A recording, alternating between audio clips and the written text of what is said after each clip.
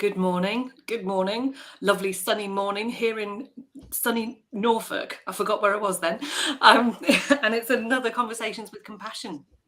And if you have never met me before, if you don't know me, I'm Helen Ferguson. I'm a psychotherapist and I specialize in helping women and children emotionally and psychologically recover from trauma. So, childhood trauma, complex CPTSD, and sexual abuse. And I started Conversations with Compassion about a year ago, due to the fact that I was kind of having lots of conversations with women in the one-to-one therapy space with me, where they kind of were saying that self-compassion was self-indulgent, it was lazy, they had no space for it. Um, and actually, I was having these conversations about how empowering self-compassion is, and especially on a healing journey, and the pathway to healing and the pathway to self-acceptance. And I actually thought we need to be having these conversations out here in the world, and bringing in different women, different men, different guests at the moment is every week, to talk about kind of what self-compassion means for them, so that we inspire people to not hide behind the idea that it's self-pity and self-indulgent and egotistical. So that's Conversations with Compassion for you. And this morning I'm really, really excited to be welcoming Philippa, because I met Philippa a little while back after putting a shout out for, if anybody wanted to kind of join me in these conversations. And I love the connection that Philippa and I had was amazing. So Philippa, it's lovely to have you here. So please introduce yourself. You'll do a better job of it than I will. Hi, Helen. It's lovely to be here. I'm feeling quite tender today, which is really interesting. So I'm just sort of like putting that out there to make myself feel a little bit better about it in a way. And yeah, so gosh, I connected with you because I love the idea of what you're doing and the conversations you're putting out there. I'm trying to do the same thing in a different space. And I've been on quite a healing journey for the last 5 years. And I like to talk about it because I want other people, mainly I want people to know that it is possible to heal. Yeah. We don't have to be stuck in those trauma responses and stuck in the messages we've had from the past, which I was stuck in for 47 years. And if I can do it, anybody can do it. So that's kind of why I really wanted to come on here and talk to you today. Brilliant. And I just want to say this is a safe conversation. Okay. Yeah. There is nothing, you give as much as you want to it. I'm not going to prod you or prod a wound.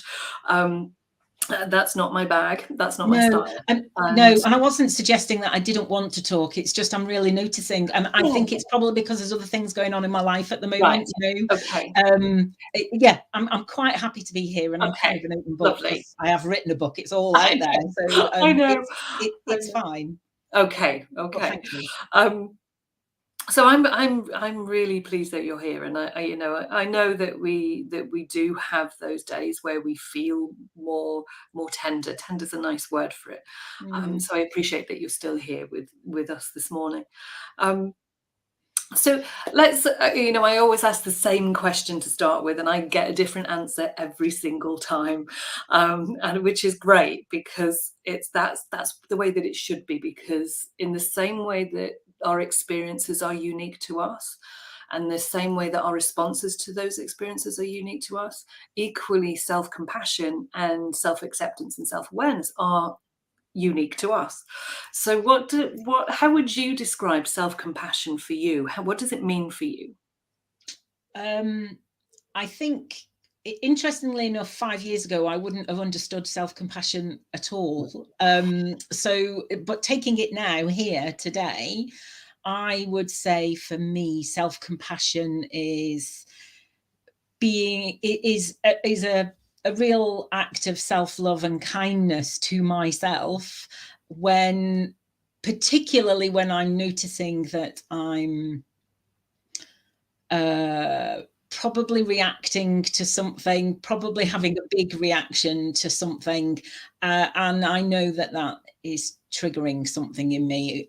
And it's the self-compassion, it's the compassion I need for myself in order to let me get through that, to then work out what it's all about. Because in the moment, I can't always work out what it's about. So if I can just be kind to myself and go, okay, something's happening here, a little bit in a way like I did right at the beginning. I've almost sort of demonstrated it by unwittingly by saying, actually, I'm feeling a little bit tender.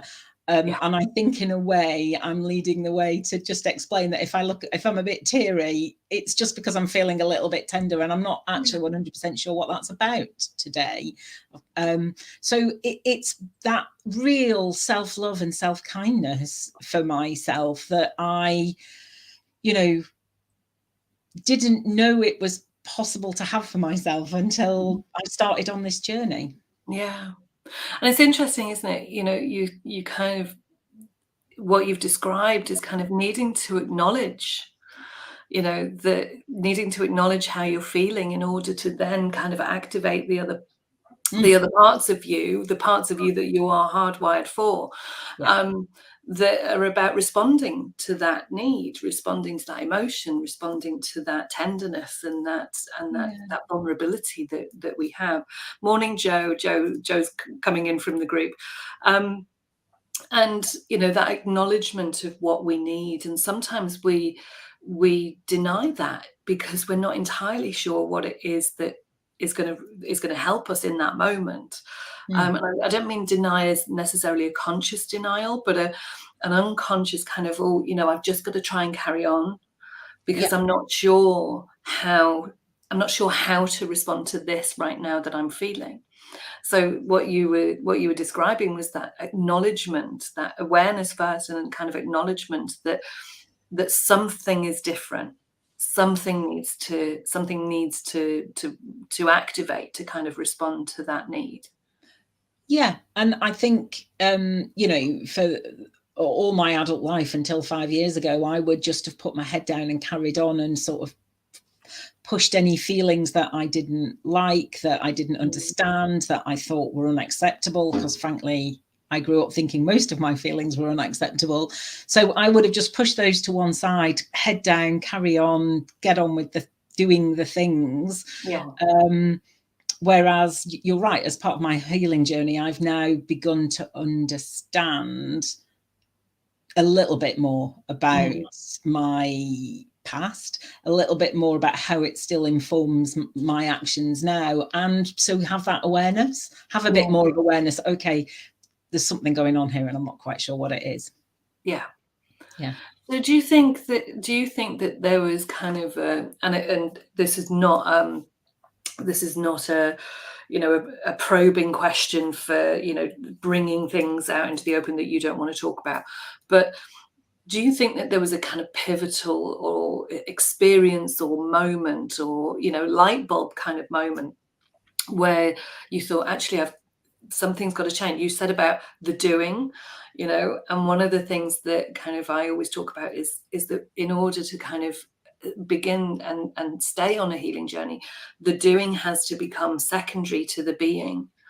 And so I know that myself, having had my own trauma, but also kind of when I was in burnout at the age of 35 from the NHS, good old NHS, and recognizing that I'd spent years doing, and hadn't actually spent an awful lot of time just really acknowledging and being me. And so sorry, I just wanted to kind of connect it to an experience too, that what do you think was that light bulb? If it was a light bulb, it could be anything, but that moment where you went, hang on, I've got to turn this inwards. Yeah, I mean, there's so much. I'm trying to decide where to start because there's so much that I could say, but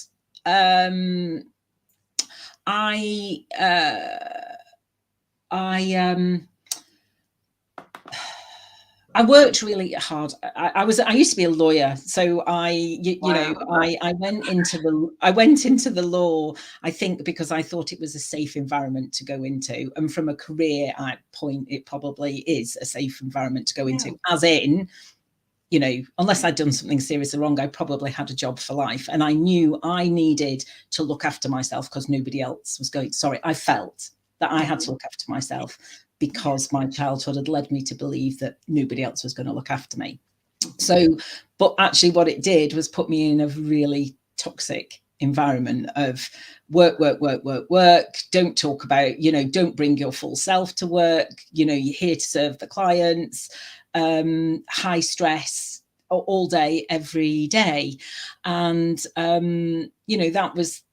that was my daily life. So the ability to just carry on doing and not thinking and not feeling was laid out for me. I didn't have to think about it.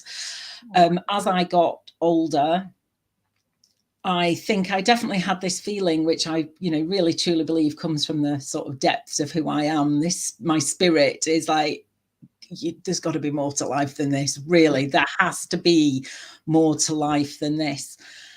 And I ignored that voice for years. And really, somehow, I don't know how I managed to find a decent man to marry, and we had 2 children. And so on the face of it, it looks like I've got everything that society tells me that I should have in order to be happy. I've got a good career, I've got a husband, I've got kids, but actually inside I am really slowly fading away. And in 2017, I lost a lot of the sight in my right eye. Wow. And that was my moment. I wouldn't say it was a moment of awareness from me, but it was I truly believe that it was my lack of awareness and my lack of intention to look at anything that, this had to come to make me stop. So I lost a lot of the sight in my right eye, and it was some strange thing that had happened. It could actually damage all of my eye, and it might have happened to the other one. And that really just led me into a very quick spiral downwards. On my way down, I'm realizing that the voices in my head are saying, well, how are you going to be useful? How are you going to look after other people? How are you going to carry on doing all those things that you've been doing all these years to make yourself feel worthy? And that was when it kind of all started to fall apart for me, by realizing that I might not be able to do these things. Therefore, what is the point of me? Is kind of what I felt, and who's going to want me to be around, because I really did feel that unless I was doing things for other people and helping other people, then there was no value. There wasn't really much point to me, which now I just feel so sad. Well, yeah, it's sad really, thinking that I have a lot of compassion for that version of me who used to think that. Oh yes, herself.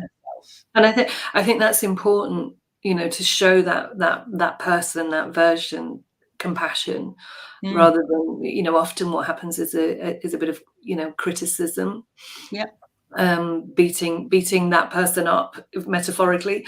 And one of the things I was, when listening to you, and it's kind of a regular pattern that I see, and I'm trying to change that, which is, and some of that's about systems and structures and things like that in the UK, I think more so than perhaps in America or Canada or in Greece and France, where I've worked, is that we often wait until crisis. We often wait until we're kind of forced to make change, rather than the structures and the the systems around us, and our own internal systems and structures that say, that give us an opportunity to notice what we need before it reaches crisis. the crisis is often either a mental health crisis or a physical crisis that then says, right, you've got to do something now. And then it's like, well, what? And that's a really good question. The what is and I think you're absolutely right, because all the work that I have done in my healing journey over the last 5 years, I doubt I would have been able to do before that, because it would have felt, like you said in the intro, very sort of self-indulgent and a bit navel gazing. That's another thing another derogatory term we like to use. And I had to get to the point of, well, I've got nothing to lose by trying something different, because what I am doing is not working. Because during the process, I did recover most of the sight in my eye. I was told it was permanent, but I had a series of injections in my eye, which are not particularly pleasant. But I did recover a lot of the sight. But I turned around to my husband one night, because it was on the back. The sight loss was on the back of a good couple of years of getting more and more angry. It did happen round about the time that my children were getting to the age that I was, when my childhood really started. It all makes sense when I can see. When you look back, it all makes sense. Yeah. But I did say to him, I'm going to have to go and seek some help.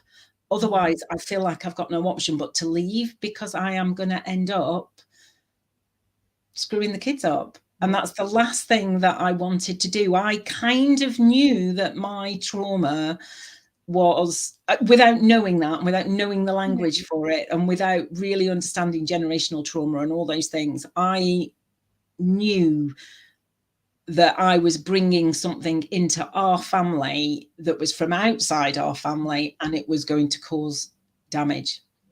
And I didn't want to do that. And that's what it took for me to find a therapist and go and see a therapist every week for 3 years. And start doing the compassionate, the compassionate inquiry, the compassionate empathic kind of listening to yourself, and reflection and awareness that comes with all of the therapy, with all of a trauma healing process. I'm not going to list the whole process. I came up before, and then I realized it would probably distract us both from the conversation, but it's really important to mention that Jo is saying that she so needed to hear this today, before she responded to stuff by buying I guess emotions and things, by buying stuff to fill a gap that the stuff won't fill. And I think that resonates, Jo, with so many of us, and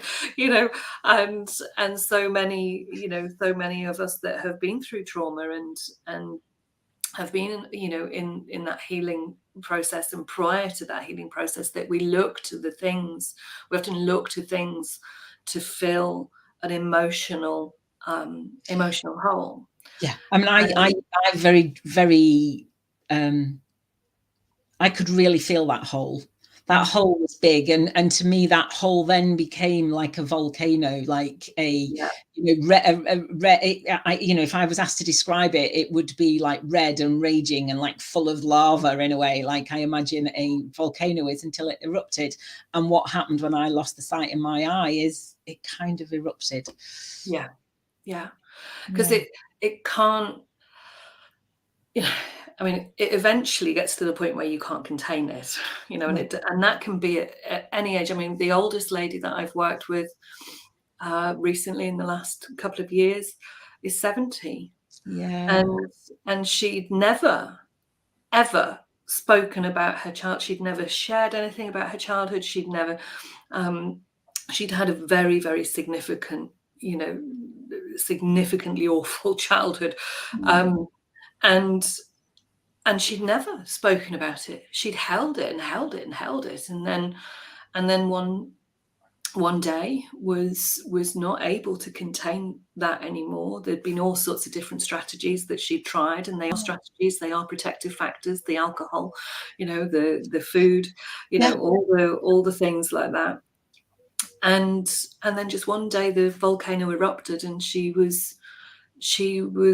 can't remember how she got there, but she was just stood in the river naked, and just an absolute kind of cry for help. And thankfully there were a lot of people around that could help her. And then she started working with me, and it all just this history came out, and gosh, you know, she'd been living with that for such a long time, and then she did the work with me, and she's doing really, really well now, which I'm really pleased. And she regularly just keeps in touch with me to say, I'm still doing well. But I'm a great believer, and I say a lot that it's never too late. It's never too late at all. It's never too late. Anybody that says, oh, you know, it's never good, you know, you're not good because of the age that you are now, it's not good, you're not going to make any changes. Yes, you are. You know, it is never too late to feel differently. Yeah, it's never too late to feel more at peace. And to feel less fearful and less in pain from what we've experienced. Yeah, I agree with you, because it doesn't go away. No, it's not. I think there's this myth that sort of somehow you get over it and it sort of goes away. It doesn't go away, but you very much learn to well, this is my experience anyway. I've learned to recognize when I'm in a trauma response, recognize when I'm reacting to something that is happening now, but my reaction is definitely being fueled by something that's happened in the past. I'd love to say I'm great at doing that in the moment. I'm getting better, but I am definitely getting much better at recognizing it quicker and understanding, if nothing else, I can understand that this is a big reaction. This is not about what is going on in front of me. This is about something else. So if I can contain this as much as I can for the moment until I can take that time to work it out, that is a much better place for me to be. I mean, it's so much better place. It makes me a better parent. It makes me a better person. Generally, it makes me a better friend. It's just, you know, I'm like a different person than I was 5 years ago. And, you know, it hasn't been easy, but it's definitely been worth it. No. And I'm so glad to hear that. You know, I'm so glad to be meeting you here now in this space, you know, to hear that. And it, you know, you're right. You know, anybody that says that, you know, through healing, it's just all going to disappear, that you don't ever think about it again, or you don't ever feel something about it again, is wrong. You know, it's about the capacity then to be you, and bring that self that's been hidden by that experience, those events, that trauma response, and the patterns and thoughts and behaviors that go along with that, and in essence kind of rewiring that, so that you're able to live as you without being directed by the past. Yeah. And for me, it's also been a recognition that the past has also made me who I am. Yeah. And I love myself now. I love myself now, and I can say that with only a tiny bit of cringe. You know, it's still a little bit. But as in, and the only cringe is not because I don't mean it. It's because the whole, and you would. Certainly as British people, we're not supposed to say we love ourselves, you know. I do genuinely love the person that I am, and actually who I am is also my past. So I don't want to be driven by my trauma responses from the past, but also I do recognize that some of the qualities I have are from the way I've been brought up, and from my parents, and from, you know, so there is a celebration to be had there as well. But that celebration takes a bit to come. You have to do a bit of work. You have to do a bit of work to get to the celebration bit. But I also have a lot of compassion for all those people involved in my past. writing it all down. So I wrote it in a book last year, but writing it all down really helped me. I'm a great fan of journaling anyway, but writing it all down really helped me see it much more from what happened to them. So how, what had happened, even though I don't really know what happened to them, there's only little snippets that I've got, because all the people I wrote about are no longer here, which sort of was how I could write the book. Yeah. But what bits I understand of their past, I can see how it made them the people they were. It's just, they weren't particularly great parents for me. They weren't awful people. They just weren't particularly great parents for me, and so that's been my thing to work with. They were actually really decent people. Yeah. But I mean, I just want to. I don't know who. Oh, that's Joe. That's Joe again saying QVC and John Lewis are not my therapist. Absolutely, Joe. It's funny, Joe. Actually, there's a lovely lady who's a friend of mine called Daniela, and she posted a meme to my Facebook yesterday, which was, the therapist saying, "And what do we do when we're feeling sad?" And the me is add to cart, and the therapist kind of going, "No." Yeah, exactly. It's so true, because we do. Some people reach for the things in the fridge. Some people reach for alcohol. Some people reach for drugs. Some people reach for the Amazon, and John Lewis and things like that.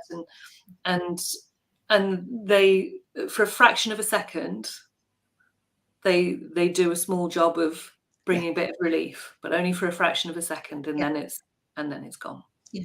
Well, my mother was an alcoholic, and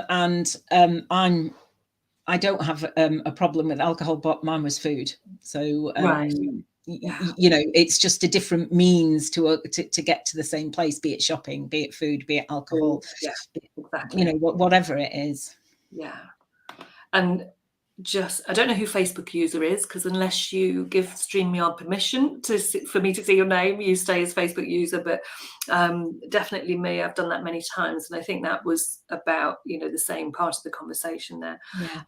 And Joe, I'm here. I'm with you here. Time is a great healer. The worst phrase ever. It's time.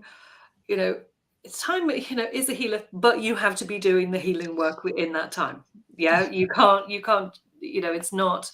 It's time not passing. Time passing is not in itself. No, doesn't make the change. Doesn't bring the peace. Doesn't bring the. Oh, it's Sarah. Okay, brilliant, Sarah. I don't know why Sarah. Sarah's in the group as well. I can see my name. I'm not sure why you can't. Yeah, it's Sarah. It is only because StreamYard asks for you to just give permission via the link so that I can see it. You'll see your name as you type it in, but it's the StreamYard thing, or the Facebook. Technology. Yeah, it's technology. Yeah. I mean, we've kind of done what a great reciprocal kind of conversation that usually I'm kind of worried that I might have to ask the next question, but it's been part of that. We've chatted through what some of the obstacles were, and kind of how you've navigated those, and I think that's such an inspirational kind of inspiration for other people to hear, because often we think, well, how am I gonna do that?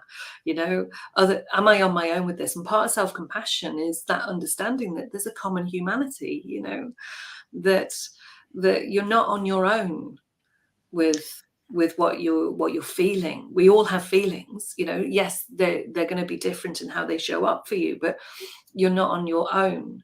And what trauma does is it makes us feel like we're on our own. It really does. And it really says you're on your own with this.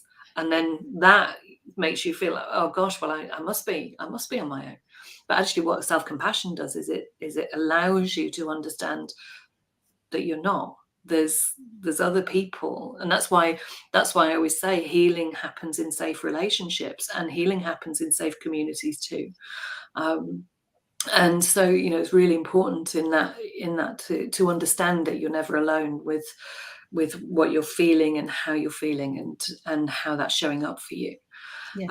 So Philippa, how would you say, you know, I mean, you've kind of demonstrated it by coming on the call today and sharing how you know, tender you were feeling, and still, you know, still doing this with me.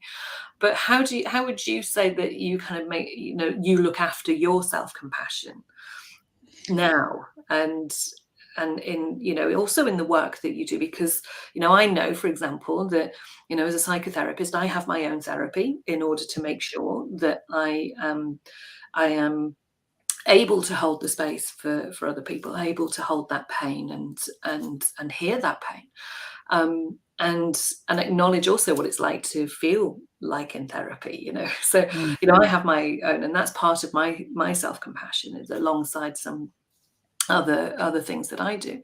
But, you know, in life, you know, that's in the everyday. How would you say that self-compassion shows up for you now, in everything that you're doing and in the space that you're in now? Yeah, it's really interesting that you're using self-compassion in a way, in a moment where other people might use self-care, and to think of self-care. I mean, self-care is self-compassion, so I totally understand that. And I really like that, because actually self-care has been hijacked and sort of made to be, well, it's now become, you know, quite a large industry. So, Yeah. and that's not, for me, what self-care, self-compassion is about. It's, for me, the main way I can show myself, I do show myself self-compassion, is actually to give myself time. Yeah. So, you know, I've lived at like fast pace a lot. So Yeah. time to just breathe, learning to breathe properly, you know, really breathe down, you know, right down into my body, rather than keep it up here, shallow breaths in my chest. So learning to breathe, learning to actually, that I need time. And actually, one of the great things the pandemic gave me, you know, it was that time. And I've realized I'm actually quite an introvert, and a friend of mine will not have it. She will not have that I'm an introvert, but that's mainly because she's looking at introversion as the, you know, the classic shy sort of, but, you know, so I'm not shy. I'm here talking to you. I'm not that shy person, and there's nothing wrong with being shy. I'm just not that person. But I do need time on my own to recharge my batteries. I can be with people, I can be with strangers, I can come on Facebook and do a live and I have no idea who's watching. I can do that, but I will then need to take a bit of time to just sort of decompress a little bit. And you know, I'll go take my dog out for a walk in the woods, and we'll just have a nice quiet time. And so I wouldn't say I have like a real routine and a real definite, this is what I do. I tend to like a bit of variety. So what do I need today? But I will ask myself those questions. What do I need? Yeah. So do I need to, I don't know, go and take myself to the woods? Do I need to go and take myself to the beach? Do I need some time to just sit and read? Do I need a nap? Do I need something really good, to, you know, really nice and nutritious to eat? Do I need to be with a person? Do I need some connection? Because I've sort of embraced this introversion, and now I'm having to realize too much time on my own is not what I want. I need a bit of both. You know, starting my own business 2 years ago and really only getting in the game this year, I do a lot of sitting here, as I am here today with you, at my desk. Yes. And I've realized I'm getting in that push sort of energy if I'm not careful. So I really need to keep an eye out on that and take myself out of it, because burnout is really familiar to me, and I really don't want to go there again. So I'd rather do things slowly in at my own pace rather than push. But it does take over every now and again, that little no, you've got to do this. I'm like, yeah. And I think you're absolutely, listening to you, I think actually we're both very similar, Philippa, because you know, time is also my It's also my self-compassion. It's the, it's the time that I absolutely make sure that I have. It's an essential part of my day. Because I mean, you came before we came on the call, you said to me, I'm kind of watching you, Helen, and you're so busy. But what is an essential part of my day is my walk with my dogs. Yes. That's the time. I call it my pause in the day, where I get to reset and refocus and just kind of connect with all the sounds, all the feelings, all the thoughts, and all the sense around me. It's a really sensory process for me. And so that for me is like the non-negotiable kind of part of my day. And also, that time, because I'm a bit of an introvert too. I mean, a lot of people kind of go, really? But I am. Yeah. And so I need that space on my own. I need that time where there's no noise in my brain. Is a busy brain. Even my husband's like, do you ever turn it off? It's like, it's really busy, and I need that time where there's no noise. There's no noise for me. And so, recognizing that we need to give ourselves time is hugely important. There's a big pressure, actually, in the online space that I see. And I kind of get worried about, and it's a little bit of a kind of statement of mine about, not running yourself ragged in raggedy systems that are they're not going to help you. No.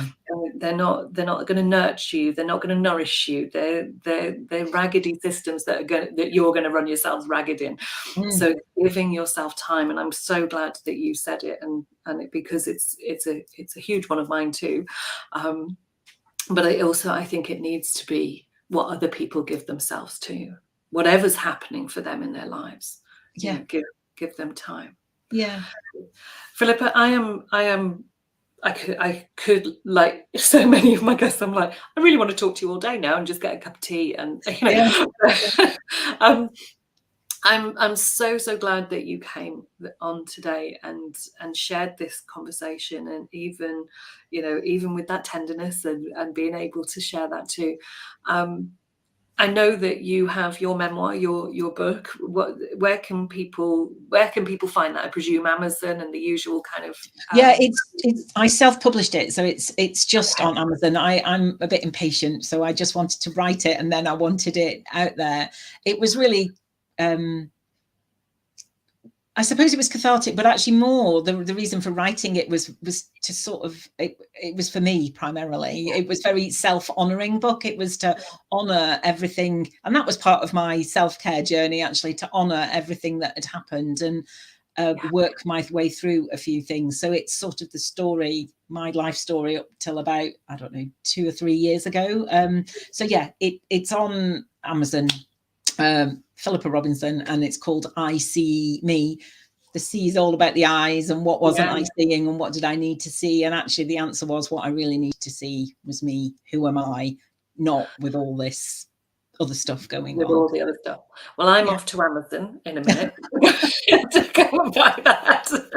I'm a regular. I have a bit of a book fetish. And they have to be physical books for me. I do have a Kindle, but I really kind of struggle. I like the physicality of books and being able to, just pick up. I read about 5 books, 6 books in on a rotation. So there's usually, books tabbed open in particular rooms. So I know I'm going to go off to go and buy that. And where can people find you if they want to learn more about you, want to learn about what you do? If anybody wants to know more about me, my book, that I've got a podcast. I'm also a coach. I work with other ladies mainly who are sort of going through the sort of thing that I went through. So you can find me at safeandsupported.co.uk. Brilliant. Oh, and I'm so glad we connected, Philippa. Yeah, me too. Me too. I can't thank you enough for this morning. I know it's been an inspiration as well. And I know I get a lot of messages from people that they don't comment on it on a replay, but they'll message me. They'll privately DM me and go, "Thank you for that this morning." And this kind of came up for me. So I know actually these conversations are hugely, hugely important and empowering for people. So thank you for being a part of it. And It's been a pleasure. It's been a pleasure. So I hope somebody watching has got something out of this, and that I'm would be sure they amazing. have. I'm sure they have. I know I have. So thank you as well. And I'm back with another Conversations with Compassion next week. They're going to be weekly for a while because so many people have been wanting to come on and talk to me. So I've scheduled them in weekly. So I will love you and leave you for the day. And thank you very much, everyone, for watching. And if you're watching on a replay, just give me a hashtag replay and comment and share and all the things. And I'll see you next week. Have a lovely, lovely, warm and compassionate day with lots of love from me.